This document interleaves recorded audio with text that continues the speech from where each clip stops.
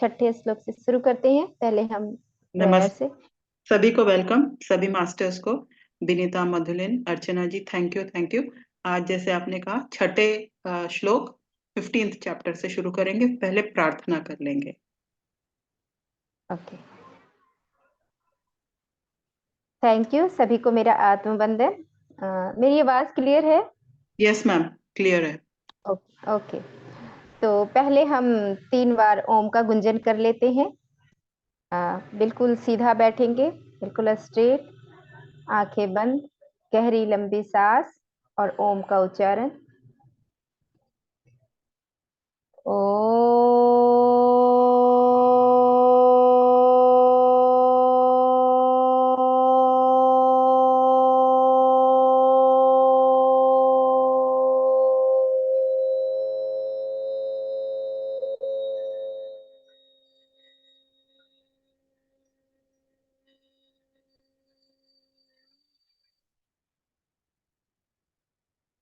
एक बार और गहरी लंबी सांस और ओम का उच्चारण करते समय पूरा ध्यान अपने नाभि केंद्र पर।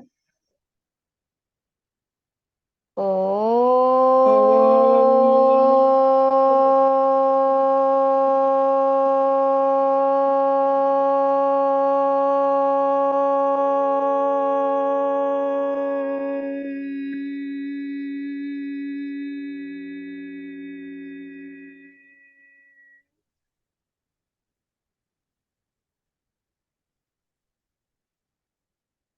गहरी लंबी सांस, ओम का उच्चारण।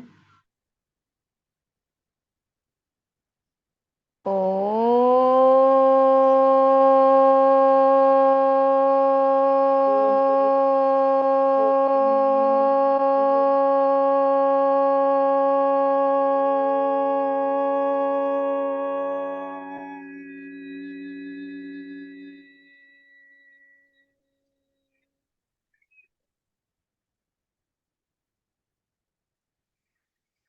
धीरे धीरे अपनी आंखें खोल लीजिए। चलिए हम प्रेयर से स्टार्ट करते हैं। अनुराधा जी सबको अनम्यूट कर दीजिए प्लीज। यस मैम, मैंने चैट पे भेज दिया है। सभी लोग अपना हाथ जोड़ लें। वसुदेव सुतन देवं कंस चाणूरमर्दनम् देवकी परमानन्दम् कृष्णं वन्दे जगद्गुरुम् कृष्णं वन्दे जगद्गुरुम्। थैंक यू सभी का मेरे साथ प्रार्थना बोलने के लिए। तो छठा श्लोक लगा दीजिए। तद्भासयते सूर्यो न शशाङ्को न पावकः यद्गत्वा न निवर्तन्ते तद्धाम परमं परमं मम। यस, माधवी मैम पढ़ेंगी। Yes ma'am. Thank you. Purushottam Yoga श्लोका 6। न तत्तास्यते सूर्यो न शशांको न पावकः यद्गत्वा न निवर्तन्ते निर्वन्तन्ते तद्धाम तद्धाम परमं परमं मम। मम। Thank you. Thank you ma'am.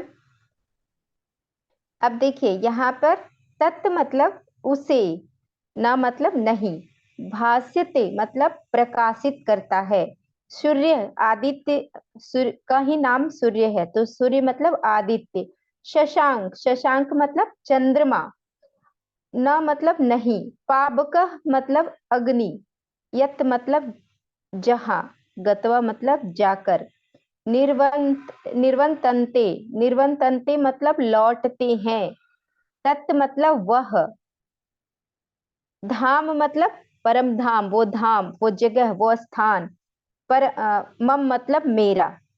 अब इसमें भगवान कह रहे हैं कि उस तेजोमय धाम को ना तो सूर्य प्रकाशित कर सकता है, ना चंद्रमा और ना ही अग्नि। जहां जाकर मनुष्य पुनः नहीं लौटते, वही मेरा परम धाम है। बहुत मतलब कहने का मतलब कि भगवान का परम धाम, जैसे जहाँ पे ना तो सूर्य पहुंच सकता है, सूर्य की रोशनी पहुंच सकती है, ना तो चंद्रमा, ना तो अग्नि, कुछ भी नहीं पहुंच सकता, वहां पे मेरा परम धाम है।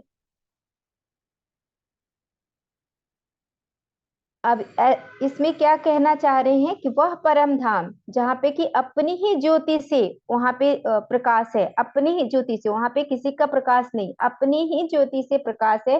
क्योंकि ब्रह्म का स्वयं प्रकाश, ब्रह्म स्वयं प्रकाशित है, वो स्वयं ही प्रकाशित है।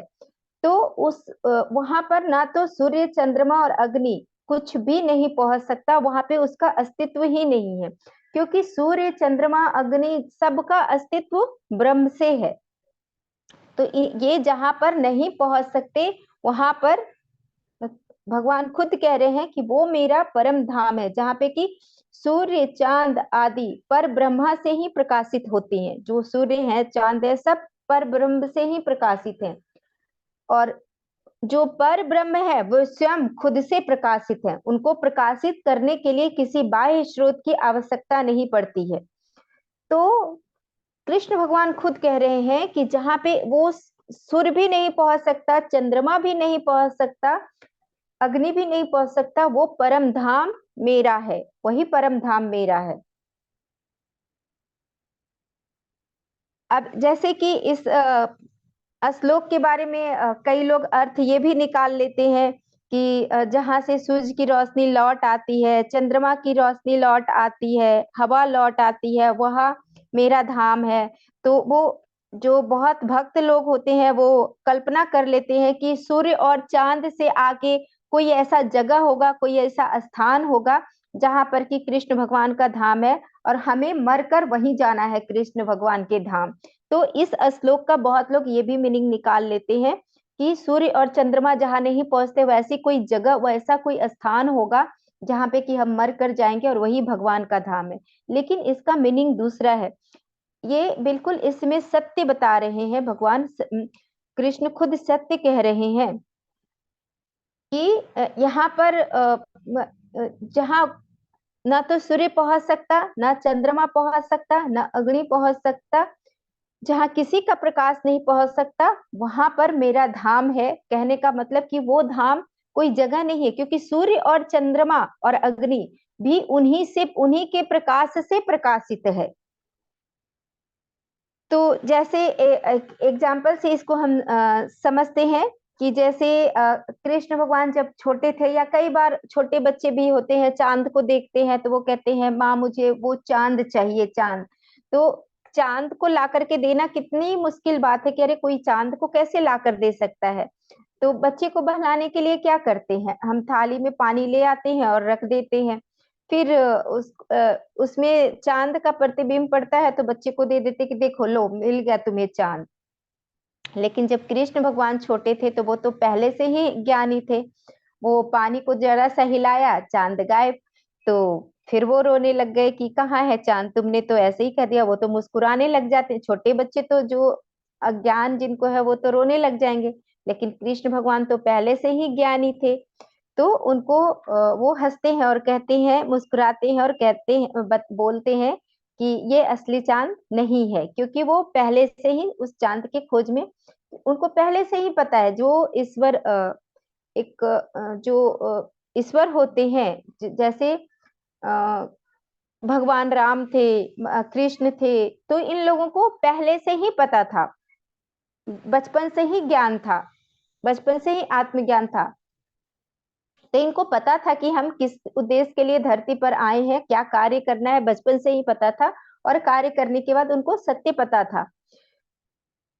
तो इस तरह से भ्रम से हम जो सत्य है, सत्य को हम नहीं बदल सकते। तो फिर भगवान कह रहे हैं कि जो सूर्य है, चंद्रमा है, पवन है, ये तीनों मुझ तक नहीं पहुंच सकते। इसको जहां इन तीनों की पहुंच से बहुत परे है, वहां पर मेरा धाम है। अब जैसे हम इन चर्म चक्षु से क्या देखते हैं, सूर्य को देखते हैं, चंद्रमा को देखते हैं, अग्नि को देखते हैं, तो वो तत्व रूप में है। ये तत्व रूप में हमें इन चर्म चक्षुओं से वो नहीं दिखेंगे। हमें प्रकाश के अलग अलग रंग दिखते हैं, इंद्रधनुष दिखते हैं, सब कुछ इस चर्म चक्षु से दिखते हैं। लेकिन जो तत्व रूप है, वो तत्व रूप तक हम इन चर्म चक्षुओं से नहीं वहां तक हम नहीं पहुंच सकते, क्योंकि वो बहुत परे है, बहुत सूक्ष्म है, और वहां तक हम इन ऐसे पहुंच ही नहीं सकते। उसके लिए साधना, ध्यान साधना, ज्ञान अति आवश्यक है, उसके बगैर हम नहीं पहुंच सकते। तो भगवान कह रहे हैं कि सूर्य मेरे धाम को नहीं भासता, मतलब मेरे तक नहीं पहुंच सकता, नहीं देख सकता, उसकी रोशनी मुझ तक नहीं आती है। यानी कि आप जब हम सूर्य भगवान की रोशनी होती है तभी तो हमें कुछ दिखाई पड़ता है। सूर्य की रोशनी के बिना हम भी अंधेरे में कुछ नहीं देख पाते। तो जब सूर्य की रोशनी वहां तक नहीं पहुंचती तो हमारी ये चर्म चक्षु उनको कैसे देख पाएगी, क्योंकि सूर्य की रोशनी तो वहां पहुंचती ही नहीं है। तो हम इस चर्म चक्षु से तो उनको देख ही नहीं सकते। तो इसका बहुत ही गहरा मीनिंग है कि उस ब्रह्म को, जो भगवान को बाहर ढूंढने में लगे हैं कि ईश्वर है, मंदिरों में, मूर्ति में, यहाँ पर ईश्वर है, तो ये इस कोशिश में कि ईश्वर का दर्शन हो जाए, इस कोशिश में जो लगे हुए हैं, वो उनको ईश्वर दर्शन ऐसे नहीं, क्योंकि उनकी रोशनी, सूर्य की रोशनी ही वहां नहीं पहुंच सकती उनके धाम में। उनका धाम, उनका स्थान वही है, उनका निवास वही है जहाँ सूर्य की रोशनी नहीं पहुंच सकती। और आप सूर्य की रोशनी के बिना इन आंखों से कुछ देख ही नहीं पाओगे, कुछ दिखेगा ही नहीं। तो फिर कहाँ से आप प्रभु को देख पाओगे? तो जो लोग इस तरह से ढूंढते हैं वो भ्रम में है।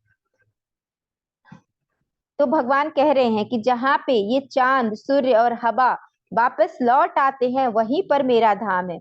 जब तुम अपने भीतर उतरोगे, देह, मन और बुद्धि से परे जाओगे, जहां पर कि आंखें बाहर रह जाएगी, ये जो नेत्र है, ये चर्म चक्षु बाहर रह जाएगी, तुम अपने मन बुद्धि से परे जाओगे, वहां पर स्थिति आएगी जब मन भी नहीं रहेगा। मन से अतीत चले जाओगे, उस अतीत अवस्था में जहां पे कि तुम्हारी इंद्रियां भी नहीं पहुंच सकती, वहां से शुरुआत होता है भगवान का घर। वहां से शुरुआत होता है, अभी पहुंचे नहीं हो, वहां से शुरुआत होता है। और ये उसी धाम की बात हो रही है। कृष्ण भगवान यहाँ पर उसी धाम की बात कर रहे हैं। अब हम नेक्स्ट श्लोक पे चलते हैं। अनुराधा जी 7वां श्लोक लेते हैं। ममैवांशो जीवलोके जीवभूतः सनातनः मनः षष्ठानीन्द्रियाणि प्रकृतिस्थानि कर्षति। श्लोका 7 पुरुषोत्तम योग। ममैवांशो जीवलोके जीवभूतः सनातनः मनः षष्ठानीन्द्रियाणि प्रकृतिस्थानि कर्षति। Thank you. Thank you ma'am, thank you.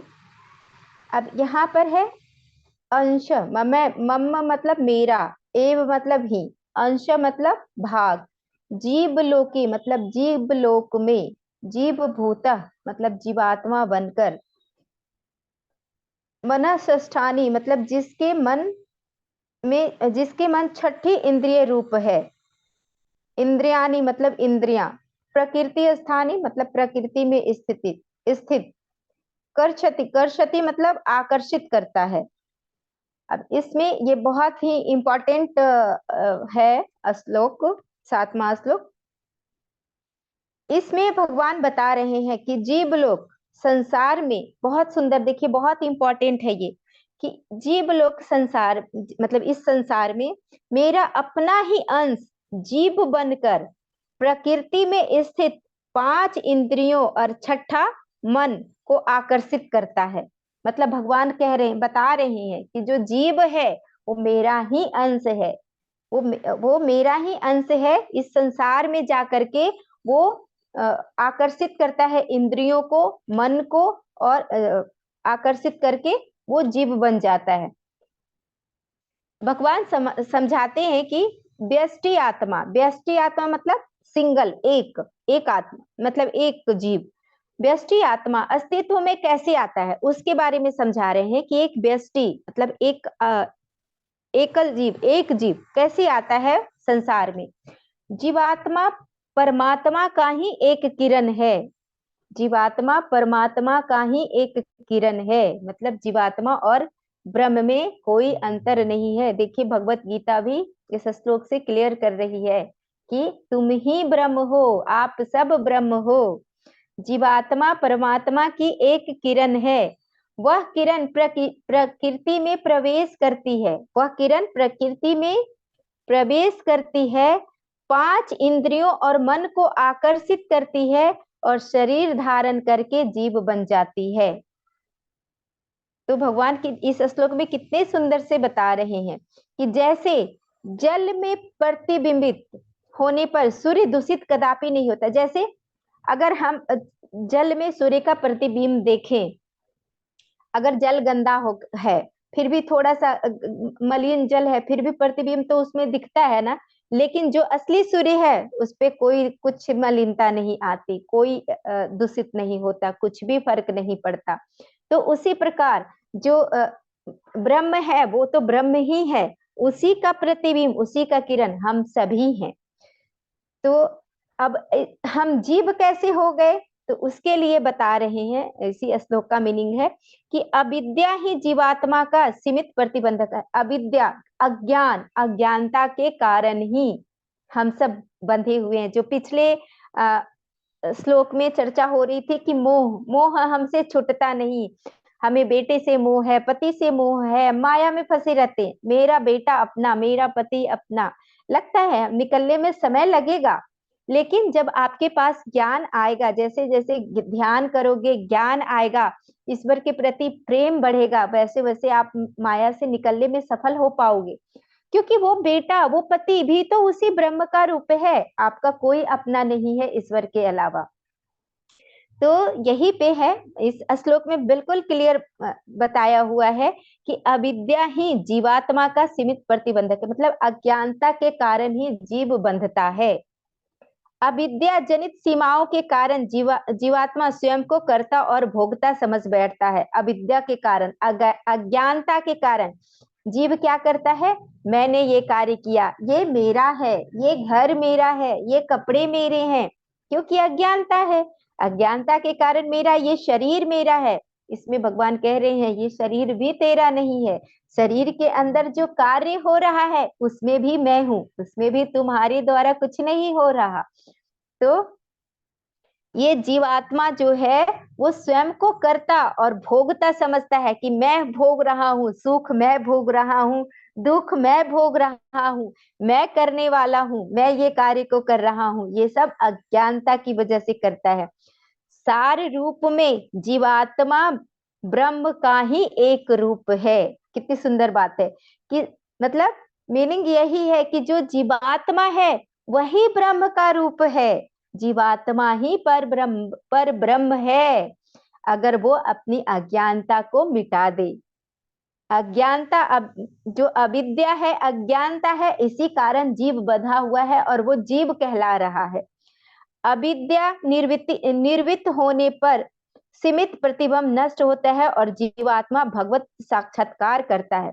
जैसे ही अज्ञानता की निवृत्ति होती है, अज्ञानता खत्म होता है, अंधकार खत्म होता है, तो जीव को भगवत साक्षात्कार होता है, आत्म साक्षात्कार होता है और वो जीवात्मा ब्रह्म स्वरूप बन जाता है, ब्रह्म बन जाता है।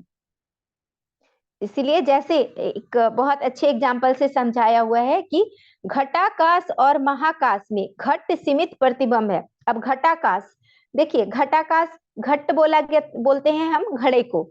तो घड़ा में जो आकाश है, जैसे घड़ा है, जैसे इस मान लीजिए ये घड़ा है, तो घड़े के अंदर ये खाली स्थान है ना, जो खाली स्थान है घड़े के अंदर जो खाली स्थान है, इसके अंदर जो स्पेस है, जो आकाश है, वो आकाश और बाहर का जो आकाश, दोनों तो सेम है ना, दोनों में अंतर नहीं है। लेकिन ये घड़ा है, ये मान लीजिए इसको घड़ा, तो घड़े का जो आकाश है वो घड़े का रूप ले लिया, लेकिन तत्व तो दोनों में, खाली स्थान तो दोनों में, घड़े के खाली घड़ा है तो वो भी खाली है, आकाश भी खाली है, तो दोनों में सेम ही है। लेकिन घड़ा आकार ले लिया है, इसलिए लगता है कि घड़े का आकाश अलग है और वो आकाश अलग है। लेकिन जैसे हम इस घर में रह रहे, यहाँ से जो, इस घर से जो आकाश दिख रहा है, जितना एरिया, लगता है कि इस घर का आकाश है, लेकिन बाहर निकलते हैं तो बाहर भी वही आकाश है जो घर से आकाश दिखता है, आकाश तो सेम ही है।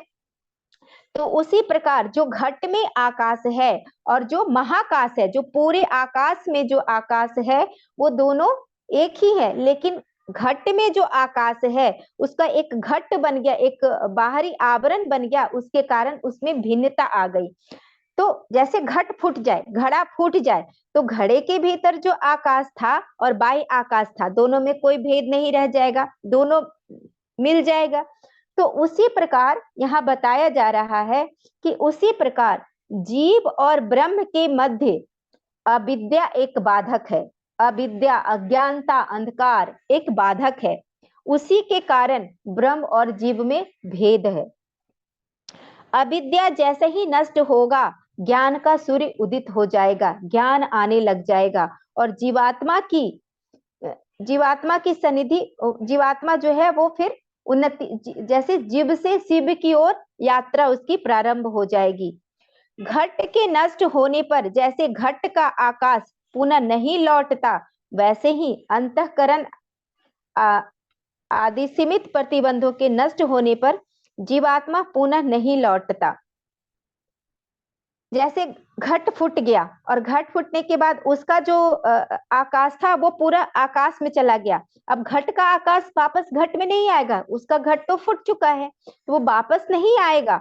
तो उसी प्रकार जीवात्मा भी जब उसका अविद्या खत्म हो जाता है, अंधकार से प्रकाश की ओर आ जाता है, तो वो ब्रह्म भाव हो जाता है, ब्रह्म में स्थित पा लेता है, फिर वो वापस संसार में नहीं लौटता।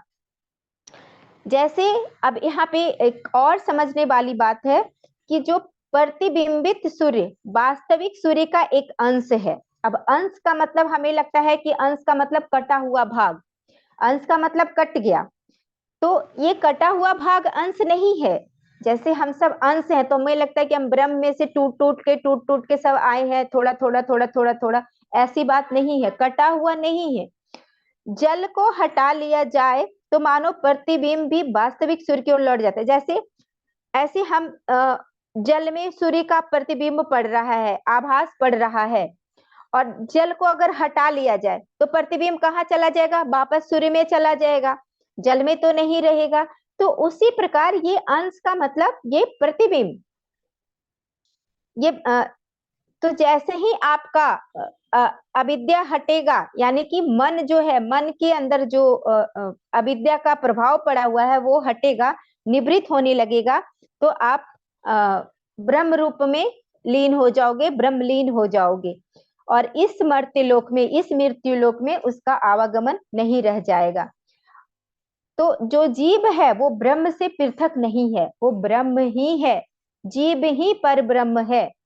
लेकिन मोह, कल्पना और अंधकार के कारण वो ब्रह्म से पृथक हो गया है, ब्रह्म से अलग हो गया है। किसके कारण? मोह के कारण। यह मेरा, वह ये दूसरे का, इस कारण, इस जो मोह होता है, इच्छा होता है, इसी कारण जीव बंधता चला जाता है।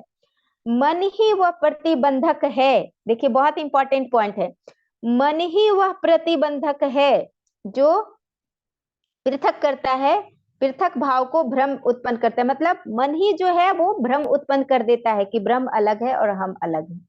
मन में ही अज्ञानता है, तो सबसे ज्यादा कार्य किस पे करना है? मन पे। तो जैसे घट के आकाश की भांति यह जीव ब्रह्म भेद भ्रांति का जनक है। जैसे जो घट का आकाश है और महाकाश है, दोनों में घट के कारण भेद था, उसी कारण जीव और ब्रह्म में अज्ञानता के कारण, अविद्या के कारण, अंधकार के कारण भ्रांति है, भेद का भ्रांति है कि हम अलग हैं, इसकी भ्रांति है एक, भ्रांति हो रही है कि ईश्वर अलग है, हम अलग हैं। घट के नष्ट होने पर जैसे घटाकाश महाकाश में मिल जाता है, वैसे ही मन के नष्ट होने पर जीव ब्रह्म भेद मिट जाता है। जैसे घट का घड़ा टूट गया, घड़ा टूटा तो उसका जो आकाश था और महाकाश दोनों मिलके एक हो गया, उसी तरह आपके मन का अविद्या, मन में जो अविद्या है, अज्ञानता है, अंधकार है, वो जैसे ही खत्म हुआ, मन जैसे ही खत्म हुआ, वैसे ही जीव है और ब्रह्म है एक हो जाता है, दोनों में कोई भेद नहीं रहता, दोनों एक हो जाता है। अब हम जैसे अगर हम गहरे नींद में जाते हैं तो गहरे नींद में हमें पता नहीं चलता, वो 3-4 घंटे की अवस्था होती है, ये सभी का अनुभव होगा। गहरे नींद में कोई स्वप्न नहीं होता, जब आप उठते हो तो आपको कुछ नहीं याद होता आप कहाँ थे, और कहते हो कि बड़ी अच्छी नींद आई। उस समय कहाँ होते हो आप?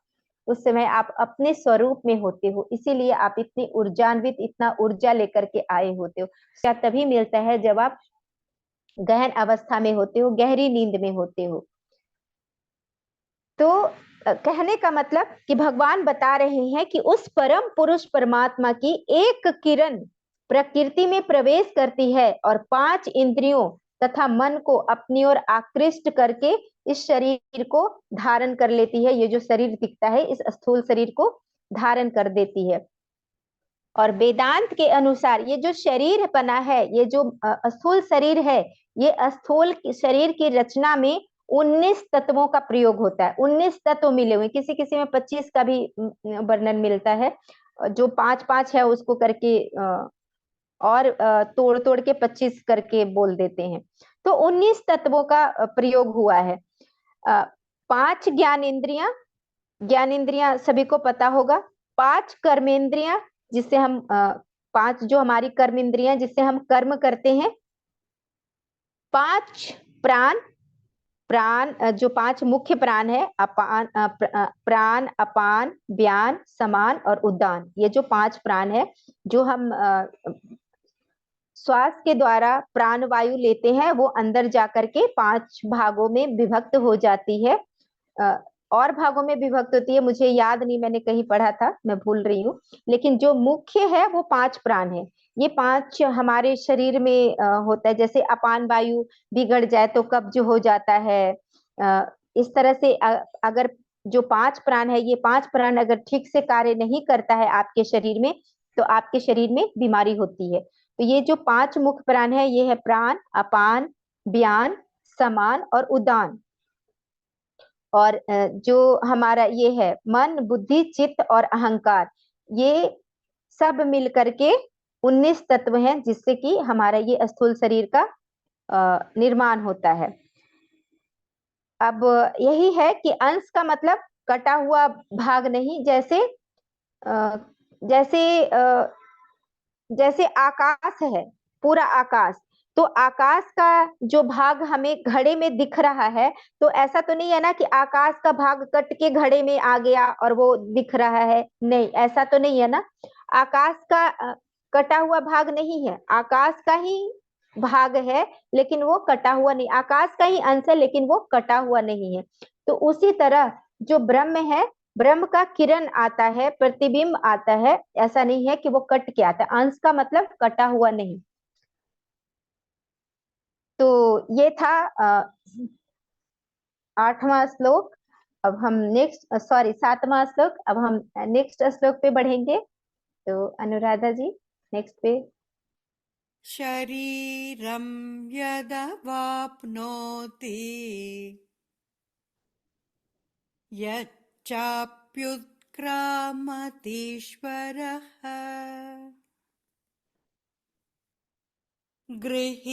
गृहीत्वैतानि संयाति वायुर्गन्धानि वाशयात्। पुरुषोत्तम योग श्लोक 8 शरीरं यदवाप्नोति यचाप्युतो क्रामतीश्वरः गृहीत्वेतानि संयाति वायुर्गन्धानि वासयात्। Thank you. Thank you ma'am, thank you. अब यहाँ पे शरीरम, शरीरम मतलब शरीर, यत मतलब जब, अवाप्नोति मतलब धारण करता है, च मतलब और, अपि मतलब भी, उत्क्रामति मतलब त्याग करता है, उत्क्रमण त्याग करना, ईश्वर मतलब जीवात्मा, गृहीत्वा, गृहीत्वा मतलब लेकर, संन्याति मतलब जाता है, गंधान मतलब गंध को, इव मतलब जैसे, आश्यात मतलब आश्रय।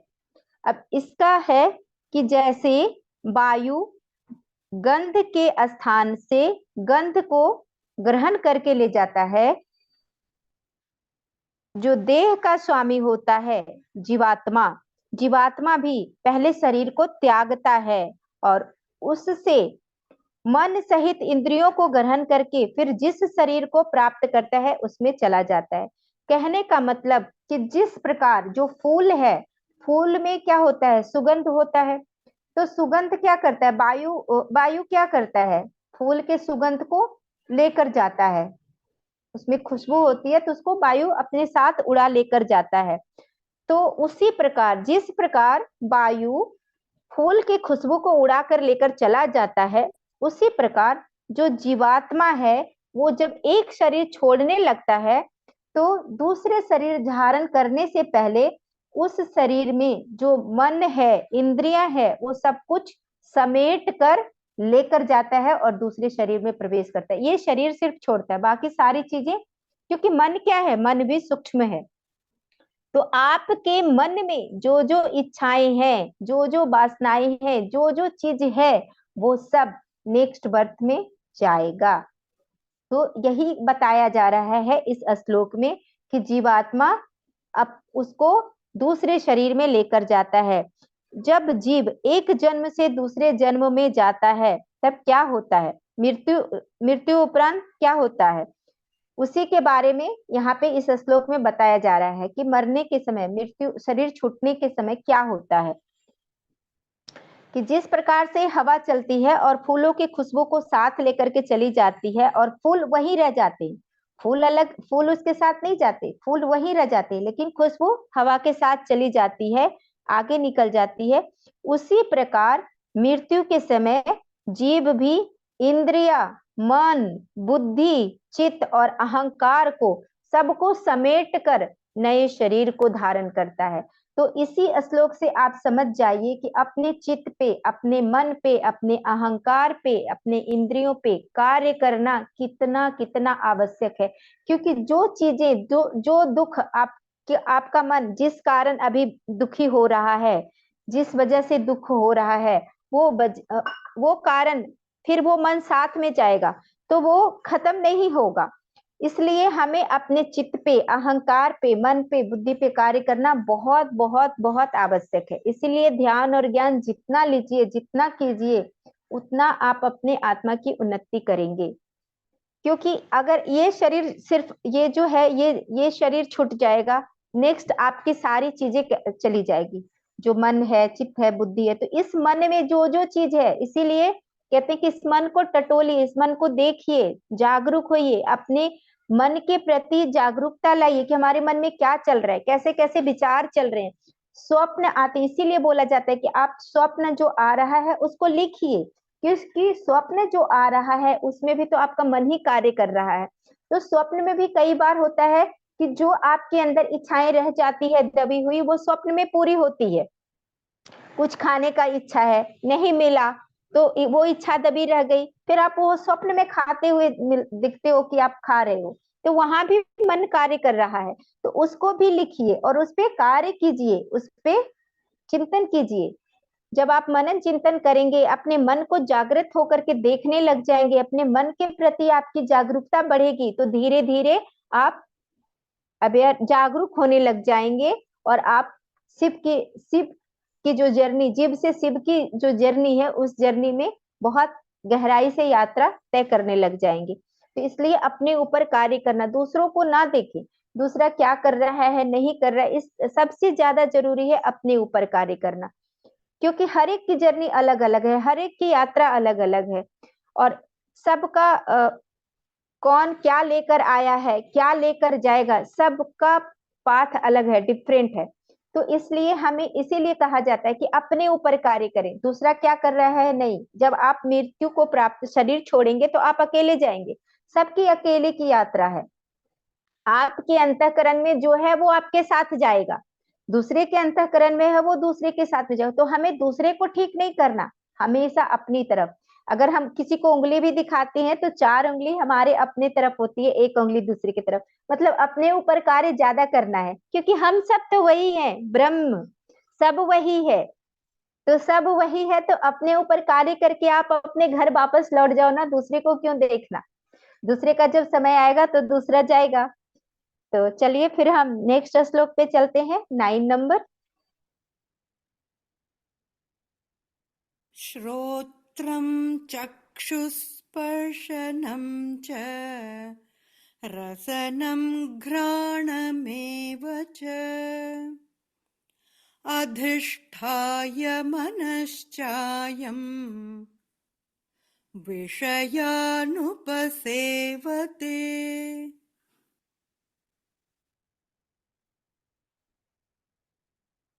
मैम पढ़ेंगे? नो मैम, मेरा गला बैठ गया, ये नहीं पढ़ पाऊंगी। ओके मैम, कोई बात नहीं, थैंक यू। ठीक है, टेक केयर मैम। मैं ट्राई ओके करूं? मैं हाँ श्रोत्रम हाँ, चक्षुषः स्पर्शन च रसनं घ्राणमेव घ्राण। अधिष्ठाय मनश्चाय विषयानुपसेवते। थैंक यू अनुराधा जी। अब देखिए इसमें छोत्रम मतलब कर्ण होता है, कान होता है, छोत्रम मतलब कान, चक्षु मतलब नेत्र आंख, स्पर्शम मतलब त्वचा, और रसनम मतलब रसना जीभ, घ्राणम मतलब घ्राण नसिका को बोला जाता है, नाक को, और एब ही एब मतलब ही, च मतलब और, अधिष्ठाय अधिष्ठाय मतलब आश्रय कर लेना, अधिष्ठान आश्रय, और अयम मतलब यह जीवात्मा, विषय मतलब इंद्रियों के विषयों में, उपसेवते मतलब भोगता है। अब इस श्लोक में है कि यह जीवात्मा कान आंख त्वचा जीव नाक और मन को आश्रय करके इन सब के सहारे ही विषयों का सेवन करता है।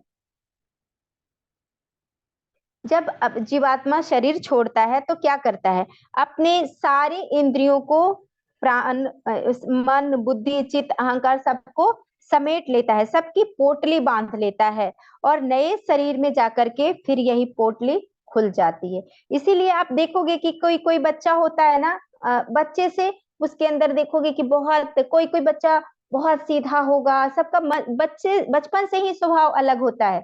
बच्चे में ही देखोगे तो कोई कोई बच्चा बहुत सीधा होगा, कोई कोई बच्चा होगा वो भगवान का भक्त होगा, शुरू से ही उसको संस्कृत का श्लोक पढ़ने में गीता पढ़ने में उसको आनंद आएगा। छोटे से 4 साल 5 साल का बच्चा है, वो ध्यान कर रहा है, तो क्यों? क्योंकि उसके पिछले जन्म की यात्रा है, तभी वो उसके अंदर वो संस्कार है, उसके मन में वो संस्कार है कि वो आगे की यात्रा कर रहा है, उसको सब कुछ याद है, पूर्व जन्म के संस्कार। और कोई कोई बच्चा में देखोगे कि वो छोटा है, बचपन से ही उसके अंदर राग द्वेष ईर्ष्या भरा हुआ है। क्यों?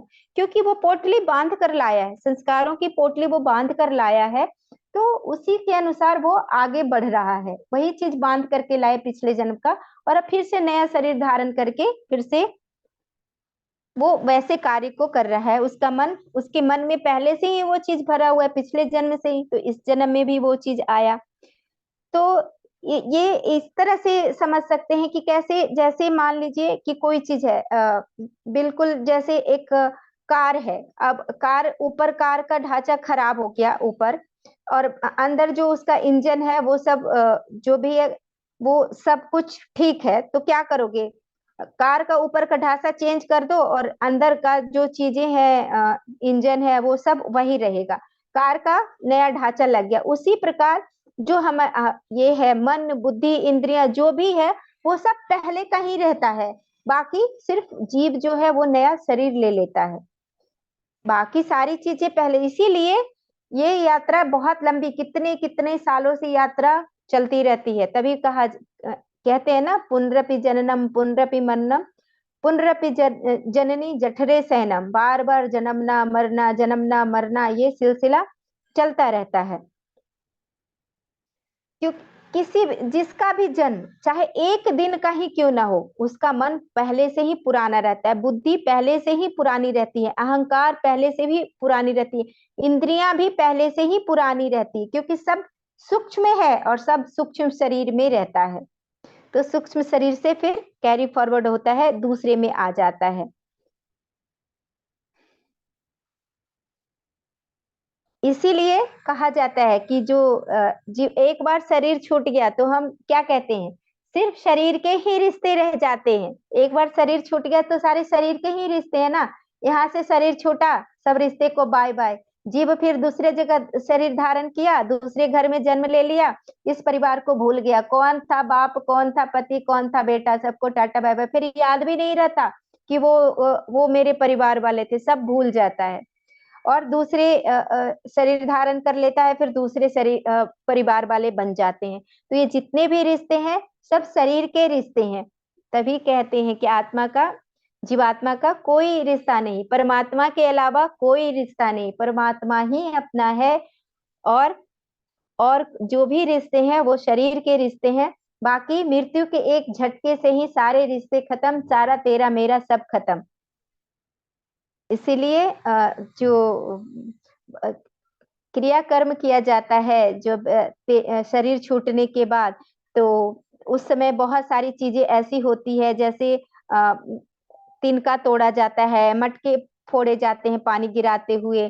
तो वो सब क्यों? क्योंकि तेरा मेरा जो भी संबंध था वो इस शरीर के साथ ही खत्म हो गया। अब तुम्हारा और मेरा कोई शरीर का संबंध नहीं है, सारा खत्म हो गया। इसीलिए वो ऐसे तोड़ते हैं ताकि तुम आगे की यात्रा करो और हम भी अपनी जर्नी पे आगे बढ़ें। तो अब हम नेक्स्ट श्लोक पे चलते हैं। अनुराधा जी, 1 मिनट। हम समय भी हो गया क्या कि एक श्लोक कर देते हैं अभी?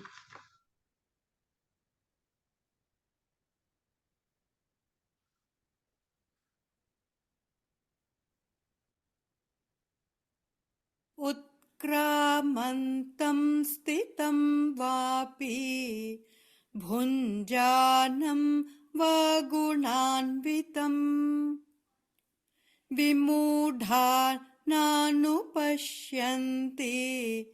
पश्यन्ति ज्ञानचक्षुषः। उत्क्रान्तं स्थितं वापि भुञ्जानं वा गुणान्वितं विमूढा नानुपश्यन्ति पश्यन्ति ज्ञानचक्षुषः। थैंक यू अनुराधा जी, बहुत सुंदर प्रयास, बहुत अच्छा पढ़ा आपने, थैंक यू। अब उत्क्रामंतम मतलब शरीर त्यागते हुए, स्थितम मतलब स्थित रहते हुए, अपि मतलब भी, भुंजानम भुंजानम मतलब भोग करते हुए, गुणावंतिनम मतलब गुणों से संयुक्त हुए, विमूढ़ा मतलब अज्ञानी, अनुपश्यंती मतलब देखते और देखते, ज्ञान चक्षुष मतलब ज्ञान रूप नेत्रों वाले। अब इसमें भगवान कह रहे हैं कि शरीर छोड़कर जाते हुए अथवा शरीर में स्थित हुए, विषयों को भोगते हुए अथवा तीनों गुणों से युक्त को अज्ञानी जन नहीं जानते, केवल ज्ञान रूप नेत्रों वाले ज्ञानी जन ही इस तत्व को जानते हैं। मतलब जो जीवात्मा है वो शरीर में रहते हुए जो विषय को भोग रहा है या शरीर छोड़कर चला गया विषय भोगकर, तो उस जो जीवात्मा है वो नहीं जानता कि हम विषय भोग रहे हैं या फिर क्या कर रहे हैं, वो जीवात्मा नहीं जानता। लेकिन जिनके पास चक्षु है, दिव्य चक्षु है, जो ज्ञानी है, उनको पता होता है, वो जानते हैं कि क्या ज्ञान है और क्या अज्ञानता है, उनको पता होता है। तो जिस शरीर से हम भोग रहे होते हैं जिस मन जो मन हमारा संसार में लिप्त रहता है, संसार के रसों में लिप्त रहता है, अज्ञानी उसी मन के बारे, जैसे हम सब अज्ञानी हैं, जो भी अज्ञानी है वो उस मन के बारे में नहीं जानते कि हमारा मन जो है वो ही हमें माया जाल में फंसा रहा है। हमारा मन ही है जो हमें दलदल में डाल रहा है। कभी मन करता है अरे मन नहीं लग रहा, कभी मन कर रहा है घूमने का, अरे मन कर रहा है ये खाने का, अरे मेरा मन कर रहा है कि हम ये कर ले, तो मन कर रहा है कि मॉल में घूम कर आ जाए, मन बड़ा बेचैन लग रहा है। तो ये मन जो है, इस मन को अज्ञानी लोग नहीं जानते कि मन ही है जो आपको इस माया जाल में फंसा रहा है, इस दलदल में डाल रहा है। लेकिन जो ज्ञानी लोग होते हैं वो जानते हैं कि ये मन का खेल है और हमारा मन हमें नाच नचा रहा है, हमारा मन ही है जो इस दलदल में फंसा रहा है। इसलिए वो अपने मन पे काबू करने के लिए, अपने मन को, मन से बाहर निकलने के लिए योग साधना, प्राणायाम, ये बहुत सारी चीजें करते हैं ज्ञानी लोग और आगे बढ़ते हैं। जैसे अब हम लोग ध्यान करने लगे, ज्ञान लेने लगे, अपने मन को, मन के प्रति अवेयर होने लगे, जागरूक होने लगे, जागरूकता आने लगी कि कौन सा विचार चल रहा है मन में, कब विचार चल रहा है, किस तरह का विचार चल रहा है, ये सारी जागरूकता आने लग गई। तो जो अज्ञानी लोग होते हैं वो नहीं जानते। अभी भी बहुत लोग हैं जो ध्यान नहीं करते, जो इन सब विषयों से नहीं जुड़े हैं, जो ज्ञान से नहीं जुड़े हैं, ज्ञान का सेशन नहीं सुनते हैं। अभी भी वो गलतियां कर रहे हैं, कर्म पे कर्म कर रहे हैं, अपने मन के गुलाम बने हैं। मन किया तो ये खा लिया, मन किया तो जीवा के स्वाद के लिए इतने पशु पक्षी का हत्या करके, अभी भी वो जीवा के स्वाद के लिए प्राणियों का हत्या करके नॉनवेज खा रहे हैं। तो उनके अंदर अज्ञानता है। बताने जाओ तो वो इकोलॉजिकल बैलेंस की उदाहरण देंगे कि नहीं, इकोलॉजिकल बैलेंस कैसे होगा।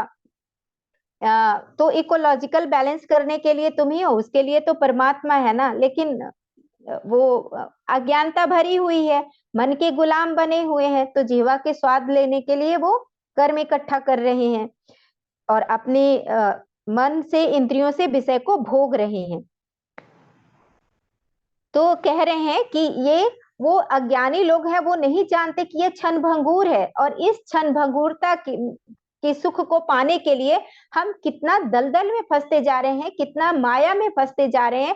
और जो सत्य है, जो शाश्वत सुख है, उस सुख से हम दूर होते जा रहे हैं, वंचित होते जा रहे हैं। ये अज्ञानियों को पता नहीं होता, ज्ञानियों को पता होता है। इसलिए ज्ञानी अपने मन पे कार्य करते हैं। जिनके पास ज्ञान चक्षु है, जिनके पास दिव्य चक्षु है, वो सत्य को जानते हैं, सत्य को समझते हैं कि ये सब कुछ अस्थिर है, असत्य है, अस्थायी है, सब कुछ परिवर्तनशील है, सब बदलने वाला है। एक ही और एक ही सत्य है, ईश्वर सत्य है। जो शाश्वत सत्य है, ज्ञानी लोग उसको पाने के लिए पूरा प्रयास करते हैं और पूरा प्रयत्नरत रहते हैं। वो अस्थायी चीजों का कोई मोल नहीं देते, कोई वैल्यू नहीं देते। जो सत्य है, जो शाश्वत है, उसी को खोजने में अपना समय लगाते हैं।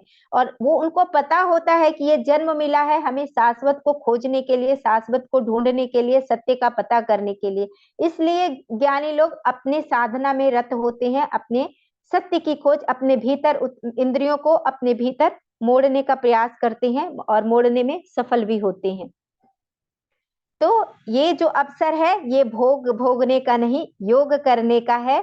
योग, अब योग का मतलब, योग मतलब यम, जो अष्टांग योग है, यम, नियम, आसन, प्राणायाम, प्रत्याहार, धारणा, ध्यान, समाधि, ये जो अष्टांग योग है, ये अगर करते हुए हम आगे बढ़ते हैं तो हम जीव से शिव की ओर यात्रा करते हैं और हम सभी, सब लोग ब्रह्म स्वरूप हैं। तो इन्हीं चंद शब्दों के साथ मैं अपनी वाणी को विराम देती हूँ।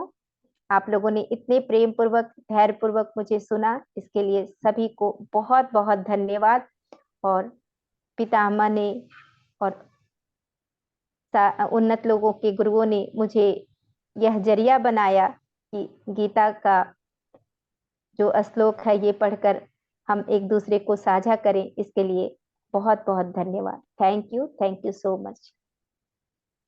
बहुत बहुत धन्यवाद अर्चना जी। आज नई चीजें पता चली, पर पहले सभा समाप्त करने से पहले हम ये प्रेयर कर लेते हैं, फिर सभा समाप्त करेंगे। चलिए योगेशं योगेशं सचिदानन्दं वासुदेवं व्रजप्रियं धर्मसंस्थापकं वीरं कृष्णं वन्दे जगद्गुरुं कृष्णं वन्दे जगद्गुरुं। Thank you. बहुत बहुत धन्यवाद अर्चना। अर्चना जी, आपने आज जो जो श्लोकों के बारे में बताया, लेकिन उसकी जो व्याख्या की और जो हमें समझाने के लिए जो उदाहरण दिए, जैसे मटके का या बालक का या मून का, तो वो बहुत अच्छा रहा। और मेरी तरफ से पुनः बहुत बहुत धन्यवाद। अगले बुधवार को मिलेंगे। मधुलेन और विनीता की तरफ से भी मैं बहुत बहुत धन्यवाद देना चाहती हूँ आपको। Thank you. Thank Thank you so much. Thank you, thank you. thank you so much. You.